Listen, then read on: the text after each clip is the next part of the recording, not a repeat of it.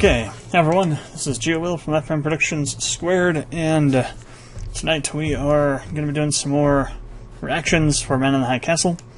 The last one we did was for episode 4. I believe the name of the episode was Happy Trails. Been a while. So, a few things will be different. I'm recording this on a new computer, so it should be a bit faster. Shouldn't be as slow, shouldn't be any glitching in the video on this one. You will see a XSplit watermark in the video somewhere. That's just because I'm recording this with XSplit instead of with OBS. So I didn't have that set up, OBS set up on the system, and didn't want to take the time to do it when I could do it in XSplit. So that's different too. So let's see what we got here for notes for that episode. Let's see.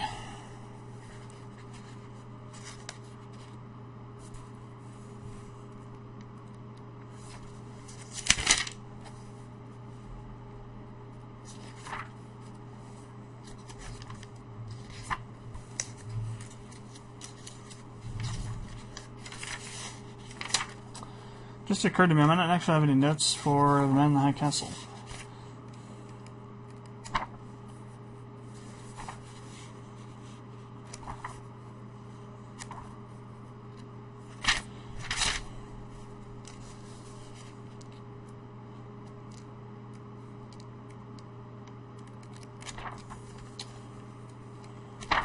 Well, no notes.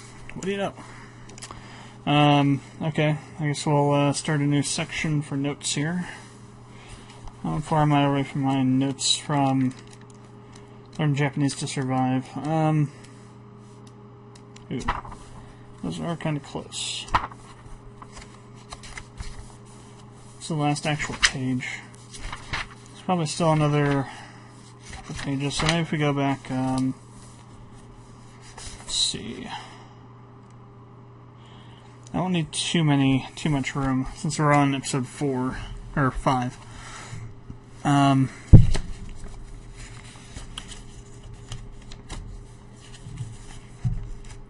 should be fine, I think. All right. Well, I guess we'll just start. Let's see.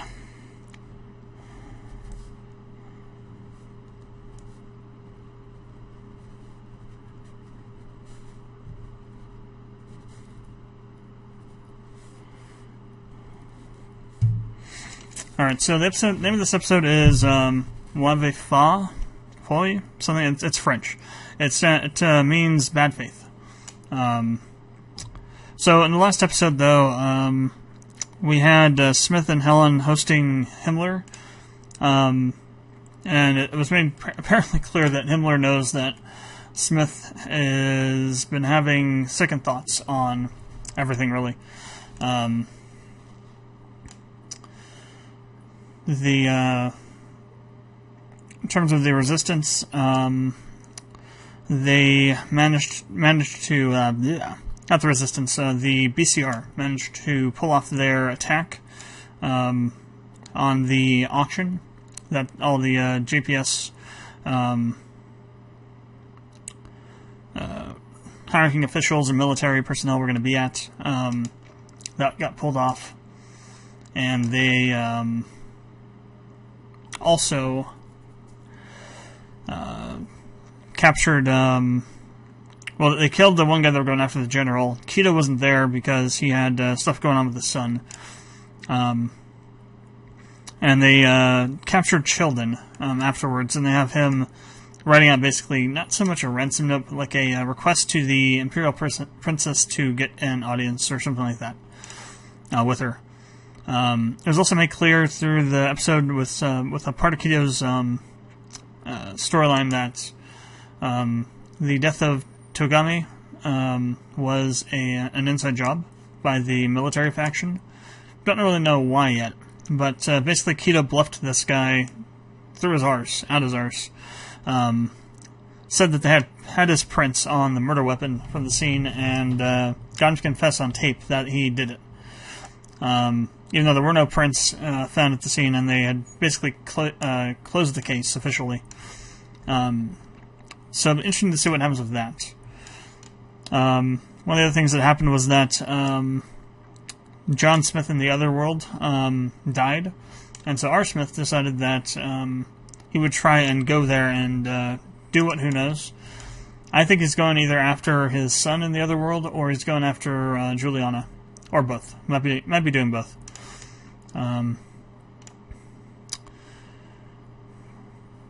He also introduced the man in the High Castle to the whole idea of the multiverse and whatnot theory, and showed him implicitly that what he had been saying was actually true, that there are other universes, other alternate realities, and that they had been going to one, actually. So it's a really interesting scene, that whole bit with him and Man in the High Castle. I forget his actual name. So, let's go ahead and get started.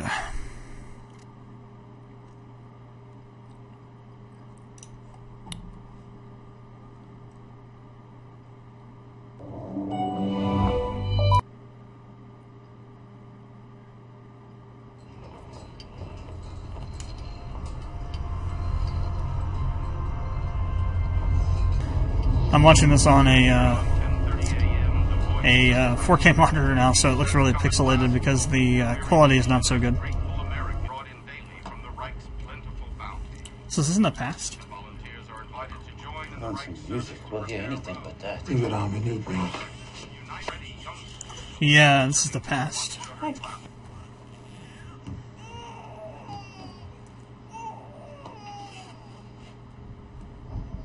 So are they, like, in hiding? Take it. Come on, don't be fools. Eat. Go on, Helen. Go on. Patton shook hands with Gory. It's all settled. First man to sign on will get food and good positions in the rank. Will. And a vision. It's a crime is what it is. Well, we'd have built it too if we could, but we couldn't. Interesting. Could we? No, it's over.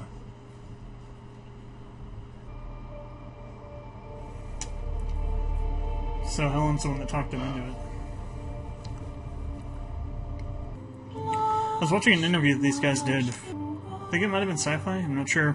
They were talking about, after the show had ended, that they basically took all the Nazi set decoration and props and whatnot, anything that had a swastika on it, and they burned it all. So I think it's appropriate response.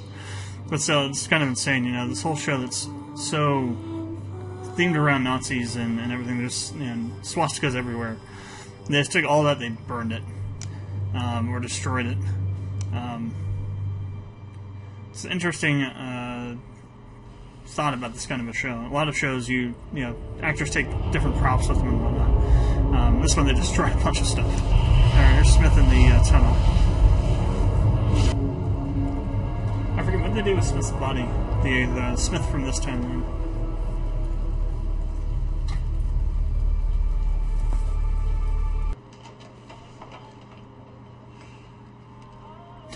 The monsters. God. Hey, Dad. What are you doing back home? That's awesome. Got that cameo in there. Of course, there's this encounter.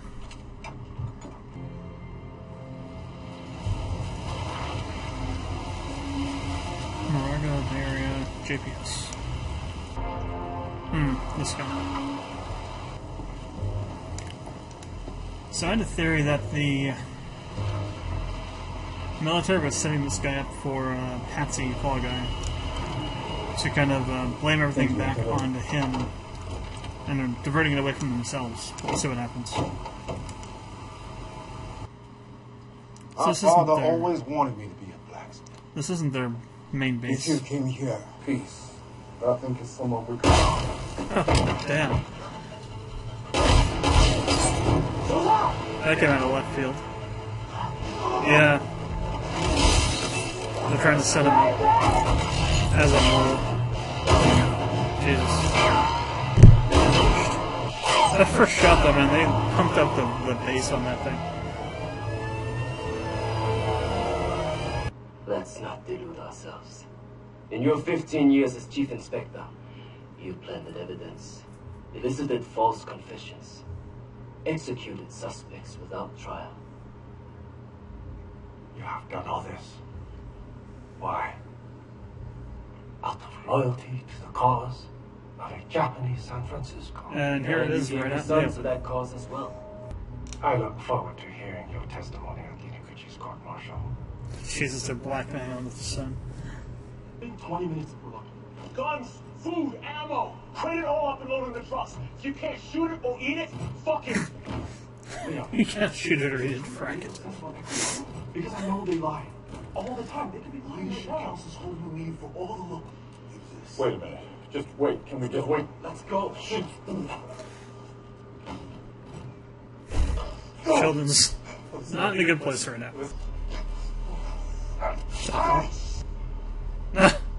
Go on, run. They look like he struggled. Interesting. Well, as long as I do, you don't have to. We're a package deal, see? It's her, me, I'm a big truckload of fucking guns. I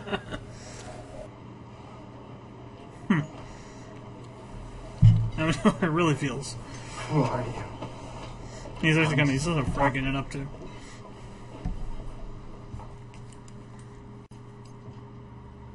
Oh, jeez. So, did somebody break in and do that? Did the Kepitai do it over?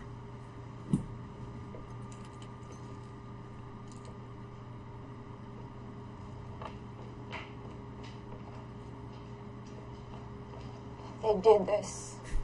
They thought it was hiding in one of his display cases.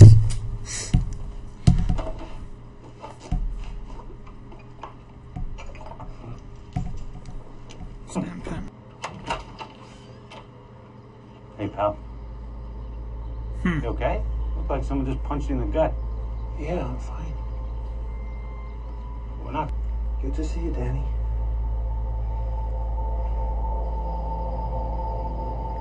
Oh, he had to execute that guy, didn't Hey, he? champ. Alvin. You look lovely. I mean, you look like somebody walked over your grave. Yeah, he walked over his own grave. I'm sorry. I'm gonna have to ask you to excuse me, Daniel. I don't feel very well. You're not gonna understand. I'm sorry. Hey, we're brothers. Right?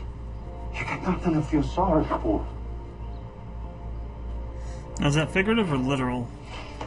He's part of his military unit, right? So I don't think it's a literal brother. Could be, though. I got you. This guy's name was Sam.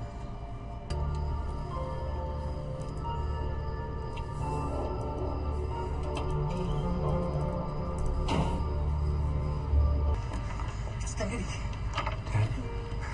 You gotta get us out of here. Danny. The latch, John. Open the latch. Lift the latch. Smith. I want you in this briefing. Please. John. Open the latch, John! John! John! John! We were brothers! John!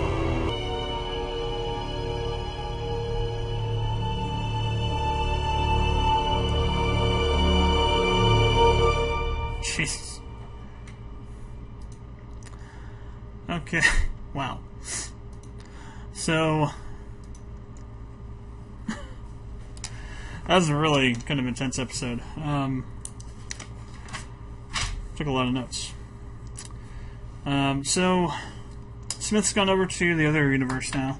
At first he thought it was going to be, I don't know what he was thinking really, but I think he thought that he was going to go there, see Thomas, and live this other life for a couple of days. Just kind of forget his worries, forget his troubles with Himmler and all the political bullcrap that he's been dealing with. And he's finding out that it's adds sort of even harder because people that he knew in his timeline that he had to let die or kill are still alive. And the ideals that he has from the current timeline and the way he thinks and the way he processes information is completely different from the way Smith in that timeline does. And he's finding that he's not able to, I won't say acclimate or fit in, but he's just not able to really handle it.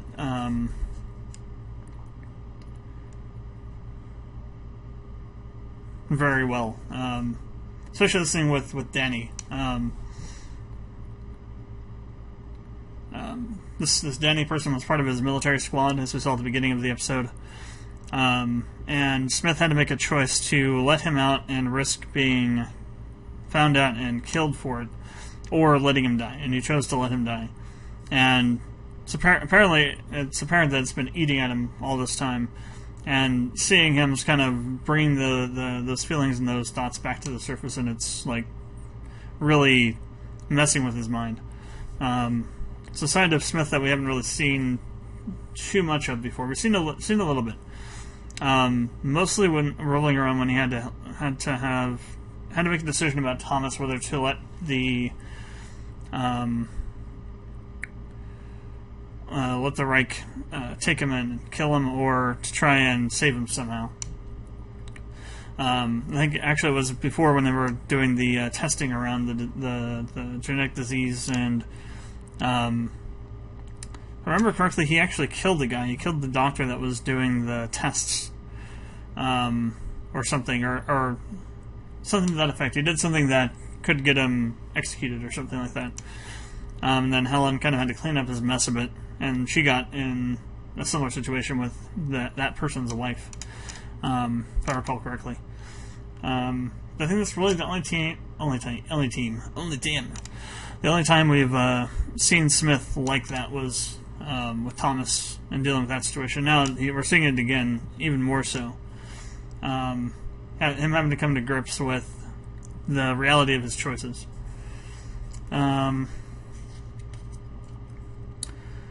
We also saw that, in fact, and they actually laid it out in the open, entirely out in the open, that Tagami was assassinated by the military cast of the JPS, military arm of the JPS faction. So they set up this general...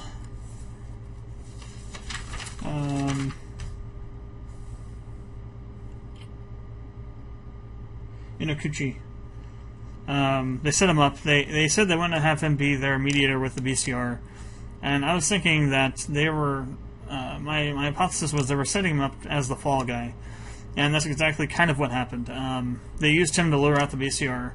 They're probably going to frame him for the assassination plot with Tagami, and they used that to kill this. I think his name is Harrison, or something similar to that, the leader of the BCR. Use that as a way to lure him out to assassinate him. So Keto kind of knows all of this, and he goes to meet with these other admirals, and implicitly states that he knows what they've done, and they just come right out and say that they're doing it out of loyalty to Japan, and that Keto's done similar things. And then the younger one says that they know what his son did, and it would be a shame if what his son did became public knowledge, and he was prosecuted for what he had done. So they're blackmailing Keto now to go along with this plan. I don't know how that's going to play. I know that Keto's kind of estranged himself from his son, but at the same time, still his son. I don't know if he would sell him out down the river like that or not. So it's going to be interesting to see what Keto does with all this going on.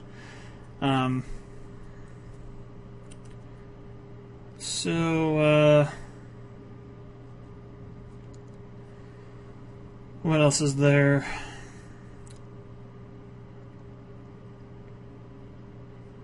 So we kind of got some flashbacks into the past of the show's timeline. And we kind of learned a few things. First of all, that when Germany invaded, they kind of did what we did to Japan in World War II, which is they dropped an A-bomb on Washington, D.C. to kind of break America's will to fight back, which succeeded. They pretty much say that, implicitly through what Smith is saying, that after they dropped the bomb, basically America surrendered pretty quickly thereafter. And it's interesting because the only reason America had the ability to make an atomic bomb back then was because there were scientists that defected from Germany to the United States, and I think also to the UK, and then came to the United States that way through the UK. That worked on the program, the Manhattan Project, to develop the first atomic bomb. And what Smith is saying here is that Smith said implicitly again was that how do you even have the ability to make something like that? So the scientists in this timeline did not defect from Nazi Germany, and America didn't have any kind of program that was developing anything like that.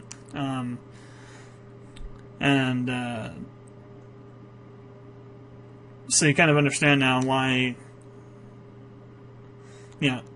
it's kind of hard to conceptualize, because you have to consider it from a point of view that's not what we know to be true, or not. We haven't experienced it, where there's this weapon that's used, and it's only ever been talked about in a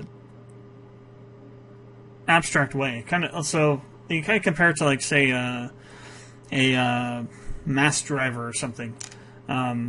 Some sort of, think of a sci-fi weapon you've heard of in a sci-fi show and seen being used in a sci-fi show. It isn't real. The implications and the impacts of it being used, but the chance of it actually being developed and used in the real world is almost nothing. Think of atomic weapons and that kind of mindset, and then imagine what would happen if those sci-fi weapons did get developed by somebody and used on whatever country that you are from in a war. That's kind of the mindset of the America from the story's timeline. Is they had this weapon that they thought was impossible to have to be built, because they didn't know how to make it, used on them in a war, and they have no way to defend against it. They have no way to build something comparable to say, okay, now we have this too, so if you use it on us, we'll use it on you. The only option is surrender. Either that, or you just you say you continue to fight and you get basically annihilated. Kind of similar to what happened with Japan after Nagasaki and Hiroshima.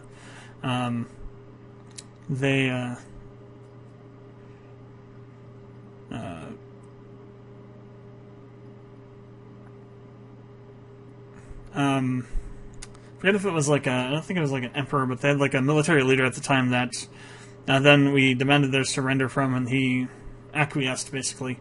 There's a oversimplified historical video on that on YouTube. You can go find it, that talks more about that. I haven't watched it in a while. It's been about 4 or 5 months, so it was something to that effect. But something similar happened here with America and the Reich. So that was really interesting to see that whole dynamic at the beginning. We kind of knew that they already had done something like that, but it's kind of interesting to see it actually being made, being confirmed and being portrayed the way it is. Also, the idea of any existing military forces of the United States being offered high-rank commissions in the Reich if they surrendered and joined, and then the holdouts being rounded up and either imprisoned or killed because they didn't join. And then the whole idea of Smith having to make that choice of whether to let this guy go that he knows that was one of his squad mates, or to let him die and not risk being killed himself because of it. That one decision kind of informs the rest of Smith's storyline. throughout the entire show, up until Thomas. I think Thomas was the point that broke him in terms of that ideology that he had started developing at that specific point in time when he made that decision.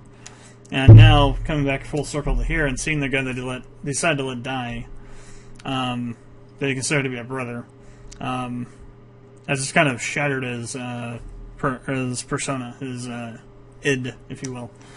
Which is why he's having so much trouble acclimating to this new alternate world that he's in.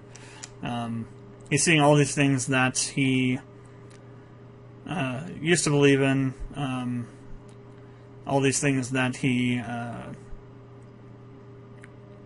did in reality that go completely against the stuff he used to believe in and the kind of identity that he threw away. And it's all kind of coming back to haunt him in a way. So it's really interesting. It makes me wonder what they're going to do with this character eventually. Obviously, he's coming back to the story's timeline, like in another day, say like 48 hours.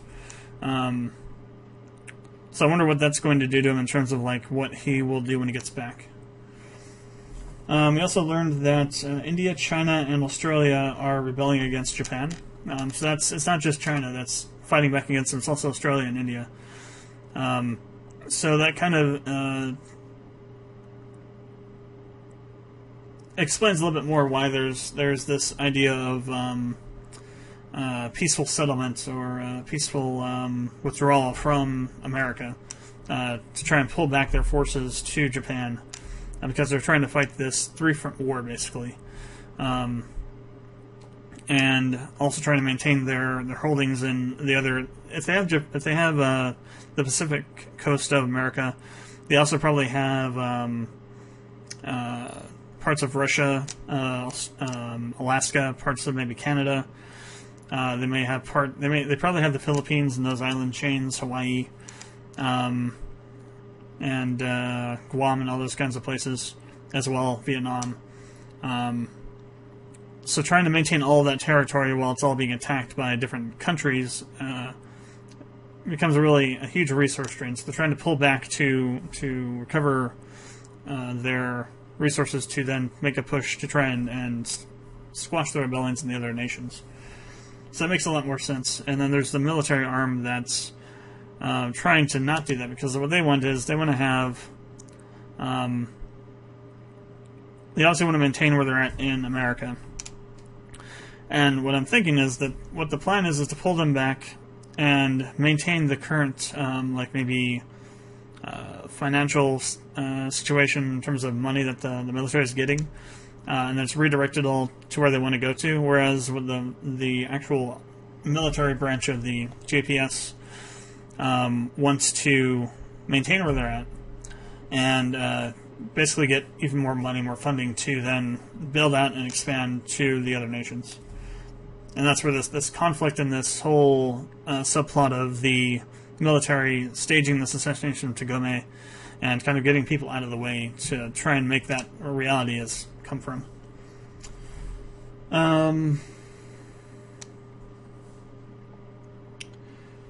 So I loved the Munsters cameo.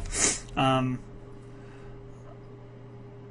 Munsters was one of my favorite shows growing up. They used to do reruns on, I think it was Disneyland, or the Disney Channel, whatever that. There was like a Disney Channel, Disney TV or something like that. They had like a specific channel that did reruns on. Forget exactly what it was called now. But I used to watch that a lot. It was a good analog for the Addams Family, which was my other favorite show growing up. The cartoon one, though, I didn't see the live action one until more recently. So yeah, I just love that they have that cameo in there. Kind of also dates the time period that they're at, because the original premiere of the Munsters happened in like the late 60s.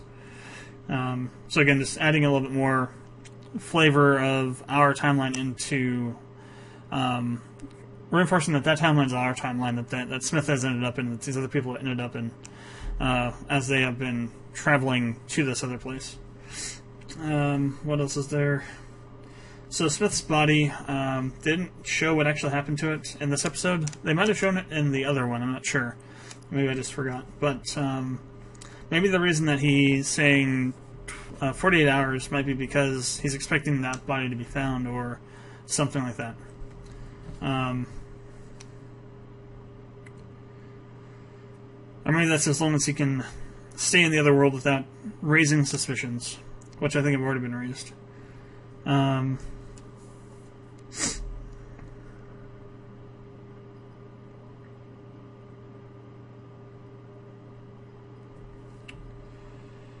So, the only reason that Smith seems to have joined the Reich, or the thing that pushed him into joining the Reich, was Helen. So, I think her reaction to Thomas being killed, or actually I think Thomas killed himself to try and keep his parents from getting removed from their positions and imprisoned, was because of that. Her reaction to that was heightened not because he was her son, but because it was her push that got Smith to join the Nazis. And that she was like partly responsible for the series of events that have happened since then that led up to that point.